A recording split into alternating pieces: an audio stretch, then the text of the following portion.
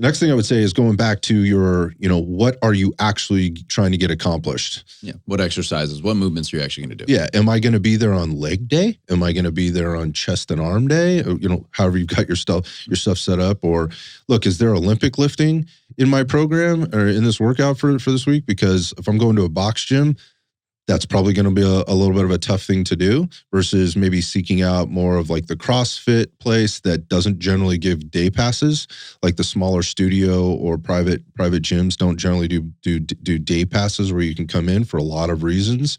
And so if I've got if my workout requires sleds, if my workout requires, like some non-conventional or unconventional specialized equipment. Yeah. Think about that. Be okay with it. Think about that and find alternatives to do there. One of the things you might do is, again, if you're gone for a couple of days, just move some workouts around in the week, right? Hey, any gym you go into, you're going to be able to hit chest and arms. Yeah. Any one of them, right? So, versus, going and I have some very specific equipment that I need to do for this specific workout, again, like on leg day or whatever, if there's stuff that you do in your typical gym, home gym or wherever, if that's, keep in mind that might not be available. So if you have flexibility in your training schedule, again, referencing back to kind of what we were talking about in that other episode about body part splits versus full body workouts, there can be a little bit more flexibility in some of that stuff versus on both ends, right? Body part splits versus full body when you go into these places. So things to think about. I think with that too, a lot of people are so worried about sticking to the plan, especially let's talk about that body part split. I need to hit, that chest day on Monday or that leg day on Thursday or whatever. When really what's probably more important when you're traveling is keeping the ship moving forward versus being perfect with execution.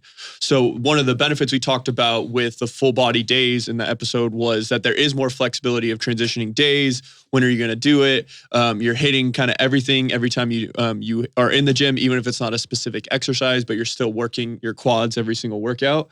But that also gives you the flexibility if you are the person on the full body split and you have a push and a pull day, and you are uncertain when you're going to get in. The work week is crazy. You have a lot of meetings, but you're at the gym and you have the ability to take advantage of it now. That's where you really should think about pushing those together. Your push pull and just hit a full upper day, or even as far as going a full body workout where you push everything in, you just get the primary lifts, the big important things done. Yep. So being able to modify that. Yeah. And when you're doing that, if you're limited on equipment, time, space, or you're walking to that big box gym at 5 p.m. at night, your typical gym, what that traffic looks like, but you walk in and all the broccoli haircutted, croc wearing kids are out there just completely mobbing, the area and the just equipment that you need to use. Benches. 10 of them. And gym etiquette's a little different than what you're used to and whatever. What you may want to do is cut down the volume of exercise and number of exercises that you're doing and just work on intensity.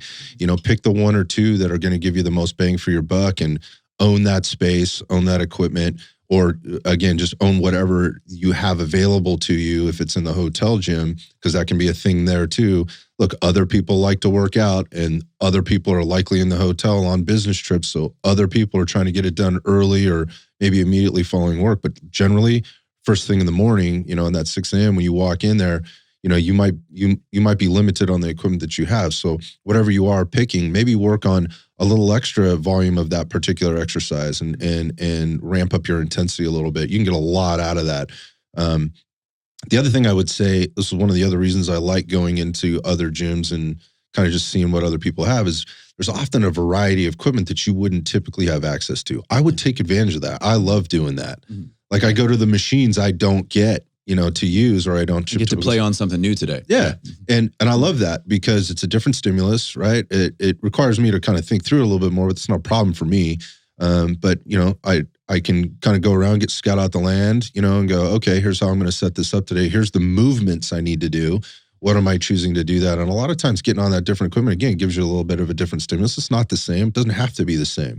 Body doesn't know whether you're on a barbell bench press or a dumbbell chest press or the seated chest press on the cable stack. It just knows you're horizontally shoulder adducting, kind of thing. So get on there, get on some of that equipment and enjoy that, right? And explore a little bit and push yourself and again, give yourself a little bit of a different stimulus mentally as well as physically, and that can be a serious advantage. So I had a question. When you guys said, you mentioned sticking to the primary moves, you mentioned what's going to give me the most bang for my buck. I think a natural question to follow is, how do I define that?